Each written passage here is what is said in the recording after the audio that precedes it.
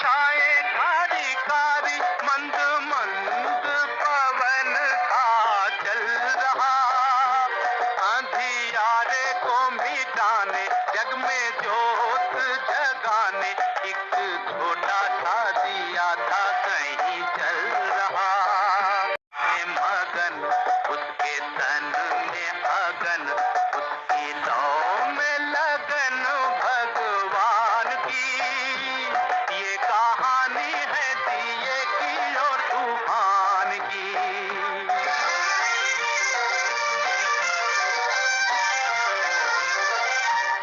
कहीं दूर था तूफान, कहीं दूर था तूफान, दिए से था बलवान। सारे जग को मचलने मचल रहा। झाड़ हो या पहाड़, देऊं पल में उखाड़, सोच सोच के जमी पे था उछल रहा। देख नन्हा सा दिया, उसने हमला किया।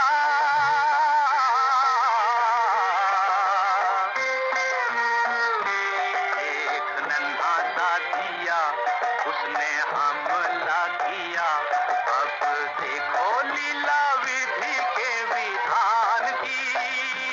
ये कहानी है दिए की और तूफान की।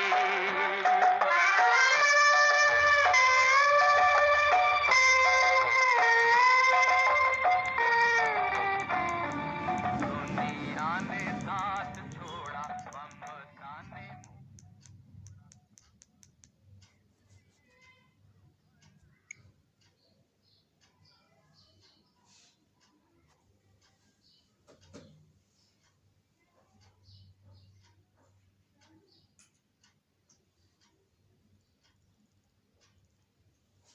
ओम शांति। प्राण प्यारे बाप दादा के महावाक्य 15/5/2020। मीठे बच्चे, तुम्हारा मुख अभी स्वर्ग की तरफ है। तुम नर्क से किनारा कर स्वर्ग की तरफ जा रहे हो।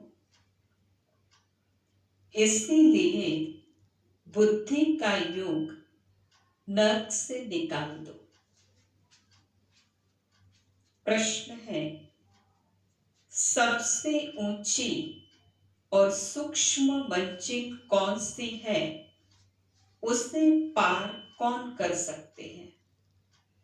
सबसे ऊंची और सूक्ष्म मंजिल कौन सी है? उसे पार कौन कर सकते हैं? बाबा ने उत्तर दिया, तुम बच्चे स्वर्ग की तरफ मुंह करते, माया तुम्हारा मुंह नर्क की तरफ कर देती है। अनेक तूफान लाती है। उन्हीं तूफानों को पार करना, यही है सूक्ष्म मंजिल। इस मंजिल को पार करने के लिए नष्टो मोहा बनना पड़े। निश्चय और हिम्मत के आधार पर इसे पार कर सकते हो। विकारियों के बीच में रहते निर्विकारी हंस बनना, यही है मेहनत। विकारियों के बीच में रहते निर्विकारी हंस बनना, यही मेहनत है। और आज की वाणी का गीत है, निर्बल से लड़ाई बलवान की। और आगे ये कहानी है दिए और तूफान की।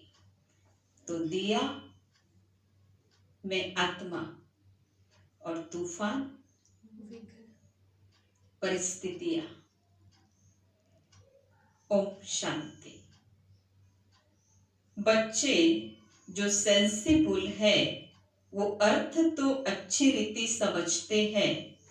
जिनका बुद्धि योग शांति धाम और स्वर्ग तरफ है, उन्हीं को ही तूफान लगते हैं।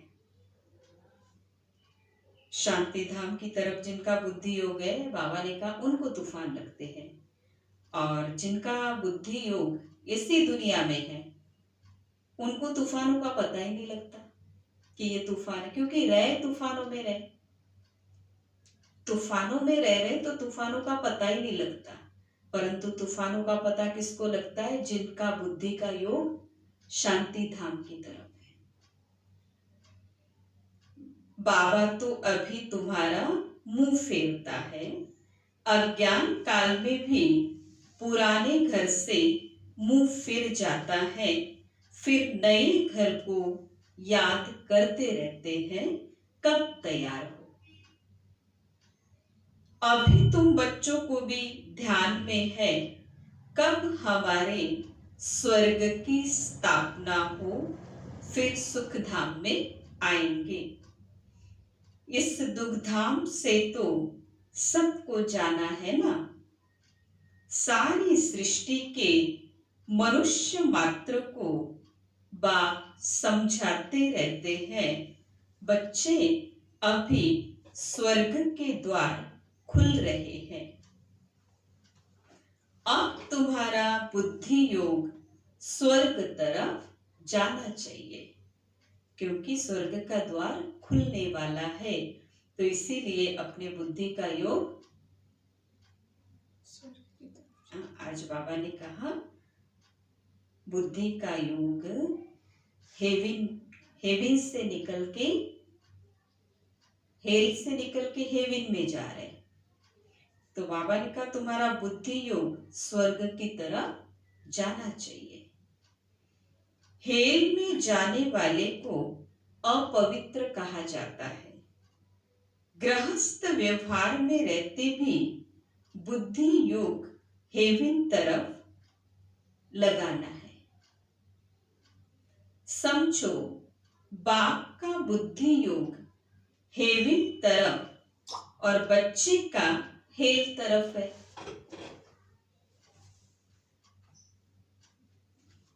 बाप का बुद्धि योग हेवन तरफ और बच्चों का बुद्धि योग हेल तरफ है। तो दोनों एक घर में रह सकते हैं? कैसे रह सकते हैं? हंस और बगुले इकट्ठा रह न सके, बहुत मुश्किल है। उनका बुद्धि योग है ही 5 विकारों तरफ, वो हेल तरफ जाने वाला और ये हेवन तरफ जाने वाला, दोनों इकट्ठे रह ना सके। बड़ी मंजिल है। बाप देखते हैं हमारे बच्चे का मुंह हेल तरफ है, हेल तरफ जाने बिगर रह नहीं सकता, फिर क्या करना चाहिए? हमारे जैसे बाप जानता है हमारे बच्चे का मुंह हेल तरफ है, हेल तरफ जाए बिगर बच्चा रह नहीं सकता, फिर क्या करना चाहिए? क्या करे? ऐसी हालत में बाबा क्या करे? ऐसे में तो बाबा ने कहा जरूर घर में झगड़ा चलेगा। कहेंगे ये कोई ज्ञान है? आपका मुख स्वर्ग की तरफ, उनका मुख नरक की ओर। तो कहेंगे ये कोई ज्ञान है? बच्चा शादी ना करे, गृहस्थ व्यवहार में रहते तो बहुत है ना, वो चाहते हैं नरक में जाए। बाबा कहता नरक तरफ बुद्धि योग ना रखो। परंतु बाप का भी कहना मानते नहीं। फिर क्या करना पड़े? बाप का कहना नहीं मानते तो क्या करें?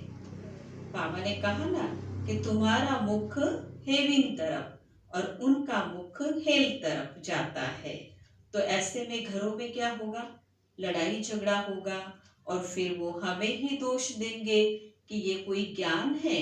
तो बाबा ने कहा ऐसी परिस्थिति में क्या करें? तो बाबा ने कहा ऐसी परिस्थिति में उनको छोड़ तो सकते नहीं, घर दूसरा बना सकते नहीं अपना, क्योंकि ज्ञान की डिस्टर्बेंस हो जाएगी। तो ऐसी परिस्थिति में बड़ी नष्टो मोहा स्थिति चाहिए। ऐसी परिस्थिति में क्या बनना है? रहना उन्हीं के साथ है, रहना उसी घर में है, परंतु स्थिति को नष्टो मोहा बना के रहना है, ताकि उनकी स्थिति का हमारी स्थिति पे कोई भी किसी भी प्रकार का इफेक्ट ना आए। ये सारा ज्ञान आत्मा में है। नष्टो मोहा स्थिति का ज्ञान भी हमारे आत्मा में है, परंतु हमें मुश्किल क्यों लग रहा है? नष्टो मोहा की स्थिति को धारण करना क्यों मुश्किल लग रहा है? क्योंकि अभी मर्ज रूप में है। जो नष्टो मोहा का नॉलेज है वो अभी मर्ज रूप में है। तो बाबा ने कहा अगर ऐसे लोगों के साथ रहना है तो नष्टो मोहा स्थिति को इमर्ज रखो। बाप की आत्मा कहती है इनको हमने क्रिएट किया है, मेरा कहना नहीं मानते हैं। कोई तो ब्राह्मण भी बने हैं, फिर बुद्धि चली जाती है। ब्राह्मण बनने के बाद भी बुद्धि चली जाती है हेल तरफ। तो वो जैसे एकदम रसातल में चले जाएंगे। ब्राह्मण बनकर भी हेल तरफ बुद्धि चली गई तो जैसे रसातल में चले जाएंगे। बच्चों को समझाया गया है ये है ज्ञान सागर की दरबार। भक्ति मार्ग में इंद्र की दरबार भी गाई जाती है। पुखराज परी, नीलम परी, मानिक परी, बहुत ही नाम रखे हुए हैं। क्योंकि ज्ञान डांस करती है ना, परियां क्या करती है? ज्ञान डांस। किस्म किस्म की परियां है, वो भी पवित्र चाहिए। परियां कैसे चाहिए? पवित्र चाहिए। अगर कोई अपवित्र को ले आए तो क्या कहता है बाबा मुरली में?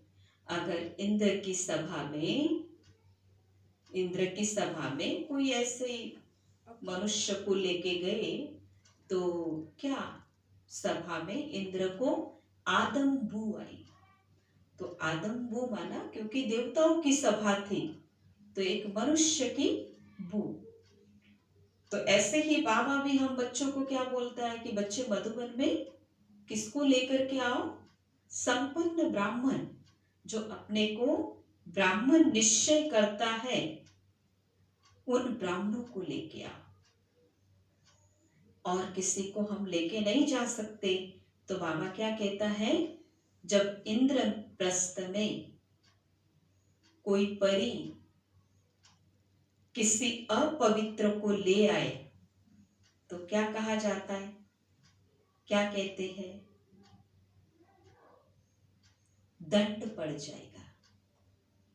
क्या कहता है बाबा? ऐसे में तो दंड किसको पड़ेगा? जिसको लेके आई उसको, या फिर जो लेके गया उसको? परी को दंड पड़ेगा। तो बाबा ने कहा जिसको लेके जाते हो वो पवित्र चाहिए। अगर कोई अपवित्र को ले आए तो दंड पड़ जाएगा। इसमें बहुत ही पावन चाहिए, इसमें पावन चाहिए। मंजिल बहुत ऊंची है, इसीलिए झाड़ जल्दी जल्दी वृद्धि को नहीं पाता है। बाबा जो ज्ञान देते हैं उसे कोई जानता नहीं। शास्त्रों में भी ये ज्ञान नहीं है, इसीलिए थोड़ा निश्चय हुआ, फिर माया एक ही थप्पड़ से गिरा देती है। थोड़ा सा निश्चय होने लगता है और कोई तूफान माया का ऐसे आ जाता है जो गिरा देता है। छोटा सा दिया, उनको तो तूफान एक ही थपेड़ में गिरा देगा। छोटे दिए को तो बड़ा थपेड़ भी नहीं चाहिए। दूसरों को विकार में गिरता देख खुद भी गिर पड़ते हैं। इसमें तो बड़ी बुद्धि चाहिए समझने की। गाया भी हुआ है, अबलाओं पर अत्याचार हुए, बाप समझाते हैं बच्चे काम महाशत्रु है। इससे तो तुम्हें बहुत नफरत आनी चाहिए। बाबा बहुत नफरत दिलाते हैं। अभी आगे ये बात नहीं थी, हेल तो अभी है ना। द्रौपदी ने पुकारा है, ये अभी की बात है। सतयुग में तो बाबा कहता कोई द्रौपदी होगा ही नहीं। द्रौपदी का क्या अर्थ बताता है बाबा? जो दो राहे पे चलती है, जो दो पद पे चलती है, वो द्रौपदी है। डबल पथ, जो डबल पथ पे चलता उसको बोलता है बाबा द्रौपदी। तो सतयुग में तो एक ही पथ है।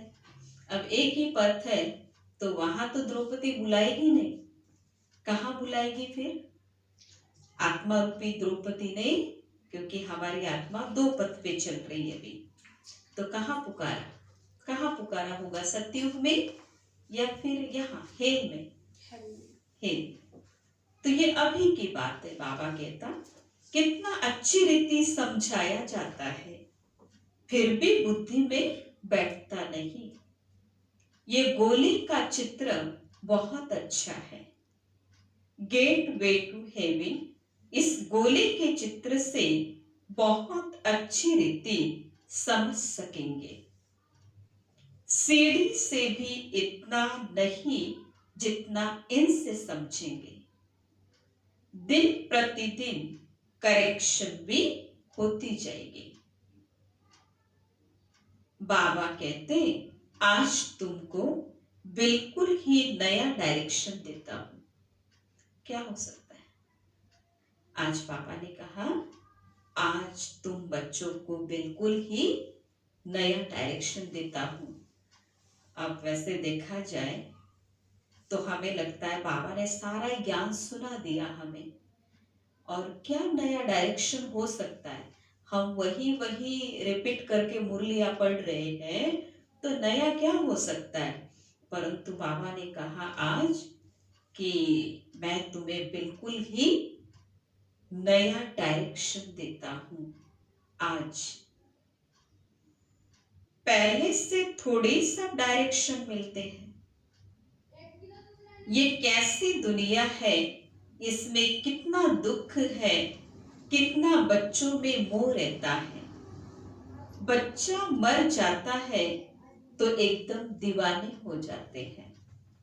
अथाह दुख है, ऐसे नहीं कि साहूकार है तो सुखी है।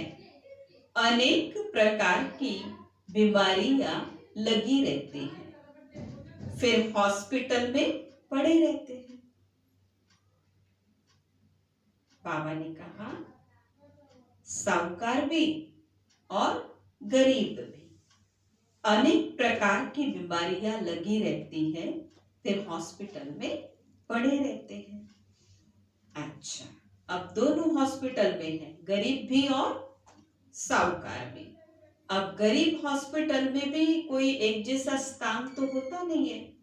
हॉस्पिटल में भी जनरल वार्ड भी है, कॉमन वार्ड भी है, वीआईपी वार्ड भी है। अच्छा, तो बाबा ने बताया गरीब जनरल वार्ड में ही होगा ना।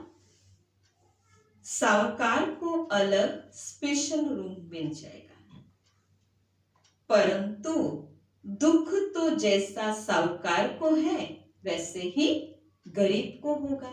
दर्द तो बराबर हो रहा है ना, बीमारी भी एक जैसी है, दर्द भी एक जैसा है,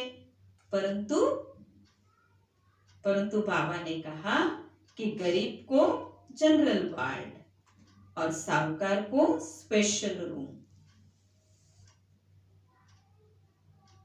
सिर्फ उनको जगह अच्छी मिलती है। तो बाबा ने कहा जगह अच्छी मिलने से दर्द तो कम नहीं हुआ ना, जगह अच्छी मिलने से दर्द तो कम नहीं हुआ ना, संभाल अच्छी होती है। अभी तुम बच्चे जानते हो हमको बाबा पढ़ा रहे हैं, बाप ने अनेक बार पढ़ाया है। अपने दिल से पूछना चाहिए हम पढ़ते हैं व नहीं। हमें अपने दिल से पूछना है। क्या पूछे अपने आप से, हम पढ़ते हैं व नहीं। कितनों को पढ़ाते हैं? फिर बाबा ने पूछा कितनों को पढ़ाते हैं? अगर पढ़ाएंगे नहीं तो क्या पद मिलेगा? रोज रात को अपना चार्ट देखो, आज किसी को दुख तो नहीं दिया। श्रीमत कहती है कोई को दुख ना दो और सबको रास्ता बताओ। जो हमारा भाती होगा, भाती माना परिवार का, भाती माना हमारे रिश्तेदार, संबंधी, परिवार का, जो भाती होगा उनको झट टच हो जाएगा। इसमें बर्तन चाहिए सोने का। जो भाती होगा उसको टच हो जाएगा, परंतु बाबा ने कहा इसमें बर्तन कौन सा चाहिए? सोने का। बाबा कहता है ना कई बार मुरली में कि पात्र को ही ज्ञान देना है।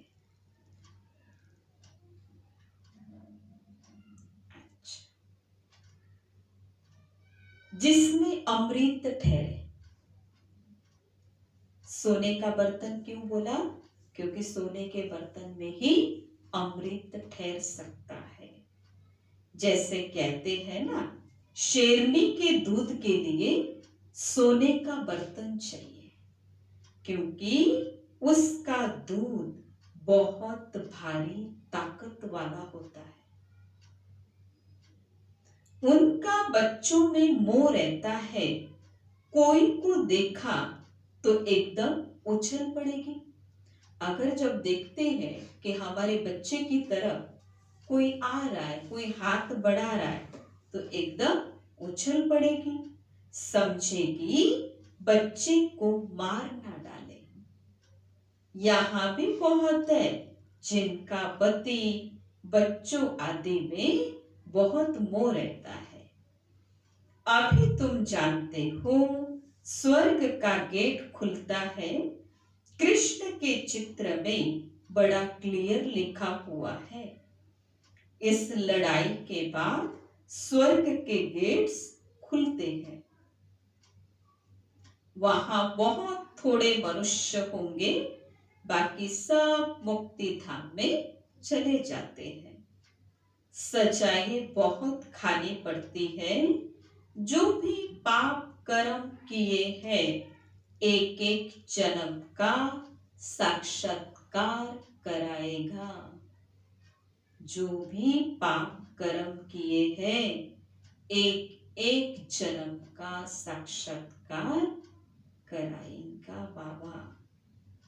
सजाए खाते रहेंगे, फिर पाई पैसे का पद पा लेंगे। याद में ना रहने के कारण विकर्म विनाश नहीं होते हैं। कई बच्चे हैं जो मुरली भी मिस कर लेते हैं। बहुत बच्चे इसमें लापरवाह रहते हैं, समझते हैं हमने नहीं पढ़ी तो क्या हुआ, क्या हो जाएगा।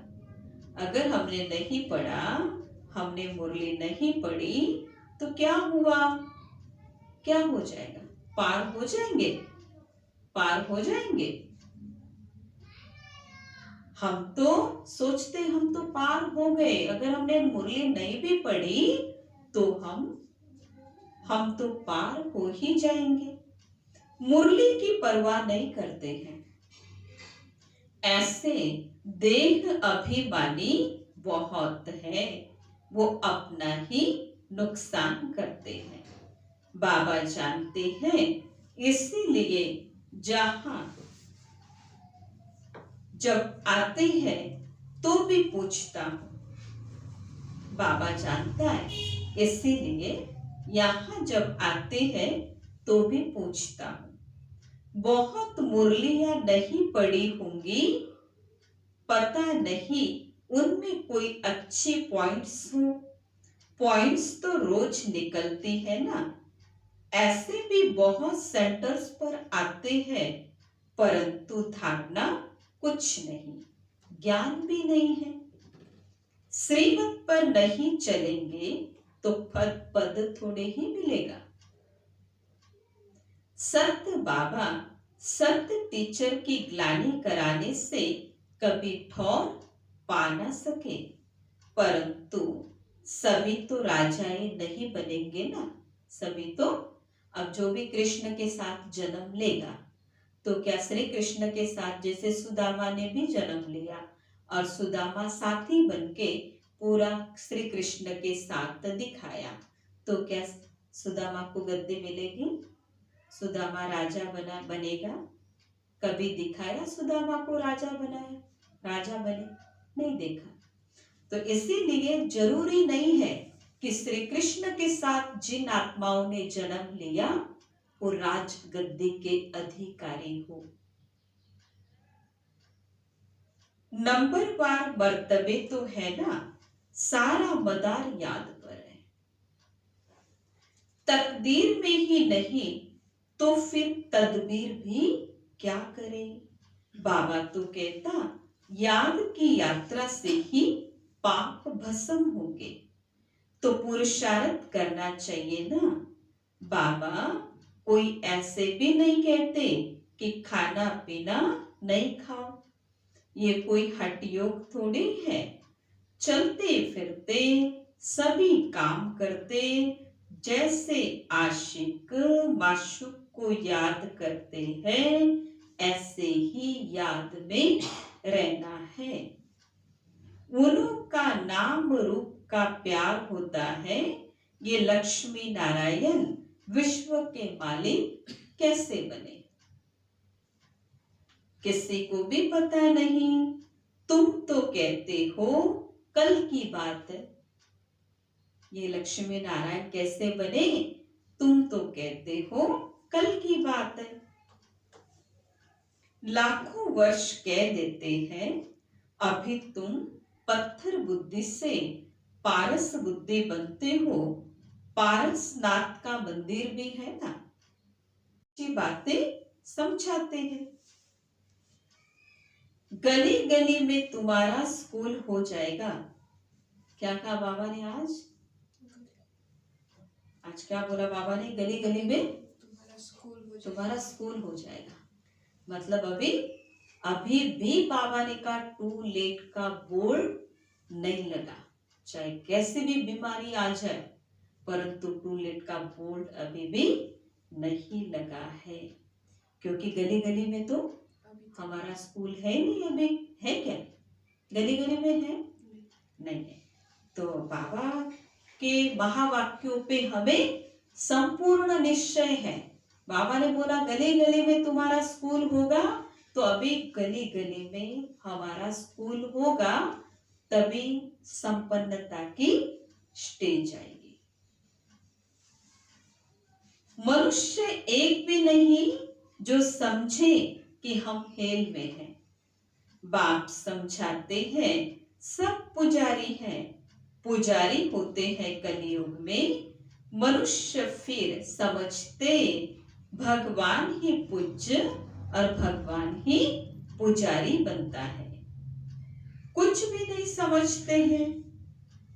अब भगवान ही पूज्य और भगवान ही पुजारी बने, तो पुजारी बनने के बाद पूज्य कौन बनाए? और पूज्य बनने के बाद पुजारी कैसे बना? बाबा बच्चों को पुण्य आत्मा बनने की युक्ति बताते हैं। बच्चे, इस पुरानी दुनिया का अभी अंत है, मैं अभी डायरेक्ट आया हुआ हूं। यह है एकदम पिछाड़ी का दान, एकदम सरेंडर हो जा। पिछाड़ी का दान क्या है? एकदम सरेंडर हो जाना। मनुष्य ईश्वर अर्थ दान पुण्य करते हैं, वो है इनडायरेक्ट। उनका फल दूसरे जन्म में मिलता है, ये भी ड्रामा में नूद है। अभी तुम जो करेंगे उनका रिटर्न पदम गुना मिलेगा। दान पुण्य आदि की बात नहीं होती। यहाँ कोई के पास पैसे हैं तो बाबा कहेगा, अच्छा क्या करो फिर? पैसे हैं, अच्छा तुम जाकर सेंटर खोलो, प्रदर्शनी बनाओ। गरीब है तो कहेंगे, अच्छा अपने घर में ही सिर्फ बोर्ड लगा दो। स्वर्ग और नरक है ना, अगर स्वर्ग पधारा तो फिर उनको नरक में क्यों बुलाते हो? यहाँ पुनर्जन्म नरक में ही मिलेगा। ये बातें भी तुम समझा सकते हो। मामी कम याद करो, क्योंकि वही पतित पावन है।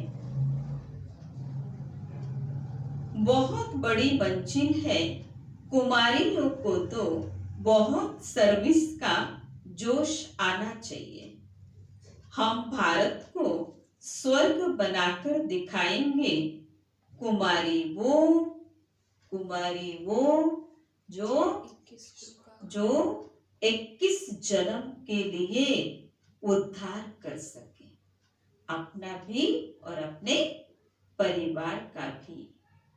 अच्छा, मीठे मीठे सिकीलधे बच्चों प्रति मात पिता बाप दादा का याद प्यार और गुड मॉर्निंग। रूहानी बाप की रूहानी बच्चों को नमस्ते। हम रूहानी बच्चों की रूहानी बाप दादा को नमस्ते नमस्ते। ओम शांति। अच्छा, धारणा के लिए मुख्य सार। इस पुरानी दुनिया का अंत है। बाप डायरेक्ट आया है तो एकदम सरेंडर हो जाना है। इस पुरानी दुनिया का अंत है और बाप डायरेक्ट आया है, तो अभी इनडायरेक्टली तो कुछ भी नहीं है, सब कुछ डायरेक्ट। दान भी डायरेक्ट है, तो क्या करना है? सरेंडर भी। काशी के कुएं में जाके सरेंडर नहीं होना है। अब पहले इनडायरेक्ट था, इसलिए काशी में जाना पड़ता, फिर उस कुएं में सरेंडर कर देते अपने आप को। अब कहाँ सरेंडर करना है? डायरेक्ट। तो डायरेक्टर सरेंडर करने के लिए कहीं काशी में नहीं जाना है, कहीं मथुरा नहीं जाना है, कहीं भी नहीं जाना है। वो तो घर बैठे भी हम अपने आप को सरेंडर समर्पित करके अपने घर में अपने घर को चलाए। यह है डायरेक्ट सरेंडर का। बाबा ये सब आपका है। डायरेक्ट सरेंडर का मीनिंग क्या है? घर में रहते हुए कहीं बाहर नहीं जाना है सरेंडर करने, परंतु बाबा ये सब आपका है। इस युक्ति से पुण्य आत्मा बन जाएंगे। मुरली कभी भी मिस नहीं करना है। मुरली में लापरवाह नहीं बनना है। ऐसे नहीं, हमने नहीं पढ़ी तो क्या हुआ, हम तो पार हो गए हैं, नहीं, ये देह अभिमान है। क्या कहा बाबा ने? ये देह अभिमान है। मुरली जरूर पढ़नी है। कितनी बार पढ़नी है? दादी को क्या बोला?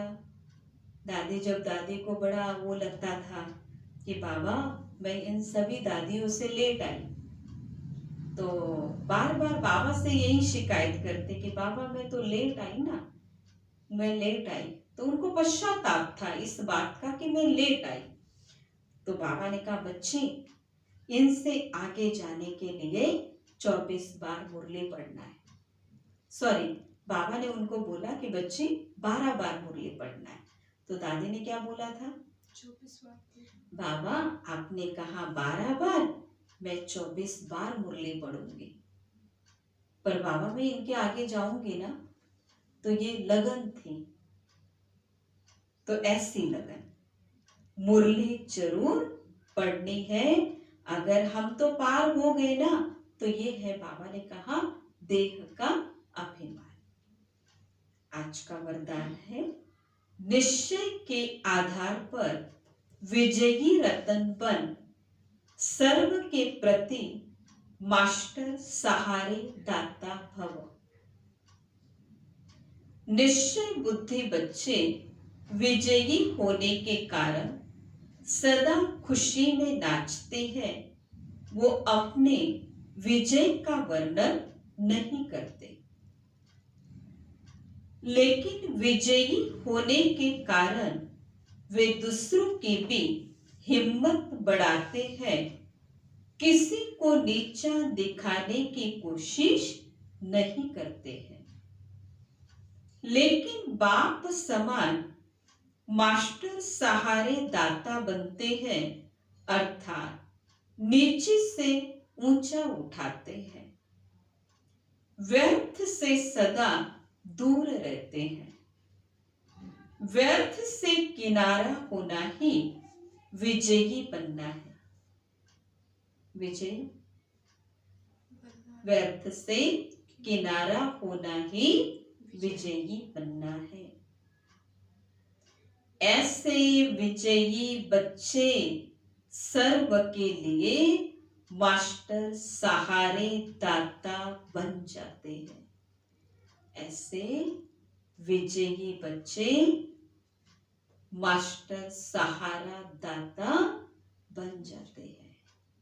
और आज की वाणी का श्लोगन है, निस्वार्थ और निर्विकल्प स्थिति से सेवा करने वाले ही सफलता मूर्त है। क्या है? निस्वार्थ और निर्विकल्प।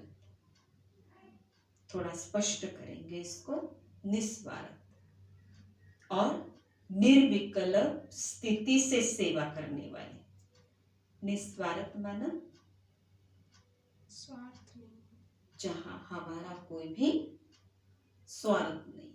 किस प्रकार का? किस प्रकार का स्वार्थ? कपड़ा भी पहनना है, भोजन भी करना है, और रहने के लिए मकान भी चाहिए। इसको क्या कहेंगे? जरूरत या स्वार्थ? जरूरत। स्वार्थ तो नहीं है ना। कपड़ा चाहिए तो 2 ही कपड़ा चाहिए ना। आज पहना और कल चेंज करने के लिए चाहिए ना कपड़ा। कल चेंज करने के लिए एक और कपड़ा चाहिए। पर और भी कपड़ा चाहिए, 2 के अलावा और चाहिए, तो ये क्या है? ये स्वार्थ है। बाबा ने कहा बहुत संभाल करनी पड़ेगी ना बच्चे। 2 के अलावा तीसरा अगर आया तो बहुत ज्यादा संभाल करनी पड़ेगी। और इतना तो समय नहीं है जो हम उनकी अलग से संभाल करें और अपनी अलग से संभाल करें। समय तो बच्चे ऐसे चल रहा है कि बस अपनी संभाल का ही समय है, और किसी की संभाल का तो समय बचा ही नहीं है। तो ये स्पष्ट हो गया निस्वार्थ का। और निर्विकल्प,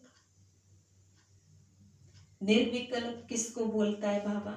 जैसे बाबा कहते हैं ना, सेवा में विकल्प उठते हैं कि मैंने ये किया, ये विकल्प कि ये हो गया, ये नहीं हुआ, तो ये विकल्प है जो सेवा में विघ्न डालते हैं। तो निर्विकल्प रहेंगे तो सेवा में सफलता मिलेगी।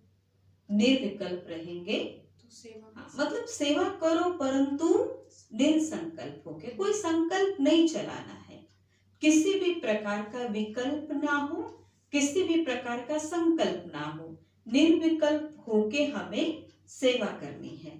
तो उससे क्या हो जाएगी हमारी स्थिति? निर्विकल्प, है ना, निसंकल्प से। तो निस्वार्थ और निर्विकल्प, जिसमें कोई भी लिप्त वाली अवस्था या लिप्त होने वाली कोई भी स्थिति नजर ना आए, उसको कहता है बाबा निर्विकल्प। निस्वार्थ और निर्विकल्प स्थिति से सेवा करने वाले ही सफलता मूर्त है। निर्विकल्प स्थिति से सेवा करेंगे तो सफलता स्वतः ही मिल जाएगी। और आज की वाणी का गीत क्या था? गीत क्या था आज की वाणी का? निर्बल से लड़ाई बलवान, निर्बल से लड़ाई बलवान की, ये कहानी है दिए और तूफान की। ओम शांति।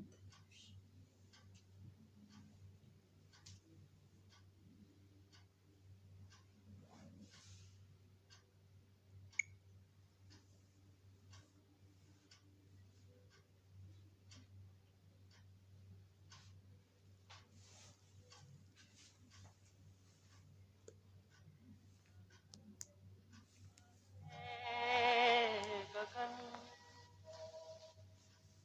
नीला नीला ये गगन,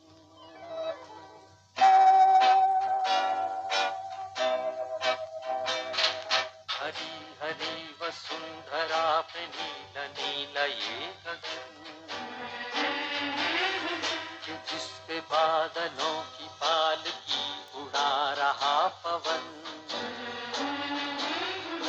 दिशाएं देखो रंग भरी,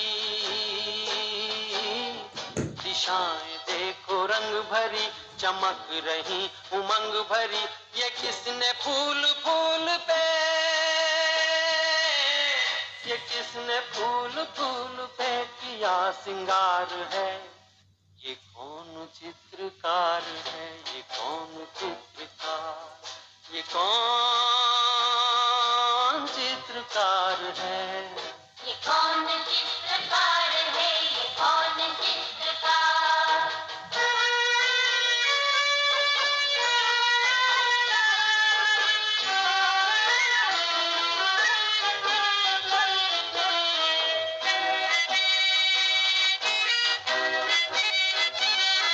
तपस्वियों सी हैं अटल ये पर्वतों की चोटियां,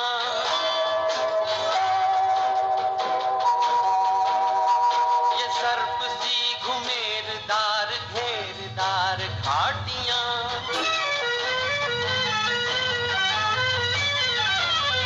ध्वजा से ये खड़े हुए, ध्वजा से ये खड़े हुए हैं वृक्ष देवदार के, गलीचे ये गुलाब के, बगीचे ये बहार के। ये किस कवि की कल्पना, ये किस कवि की कल्पना का चमत्कार है? ये कौन चित्रकार है? ये कौन चित्रकार? ये कौन चित्रकार है? ये कौन चित्रकार है? ये कौन चित्रकार?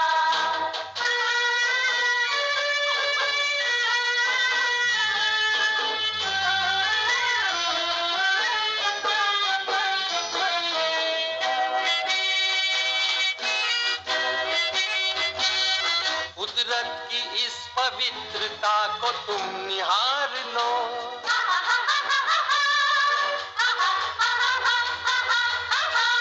इसके गुणों को अपने मन में तुम उतार लो।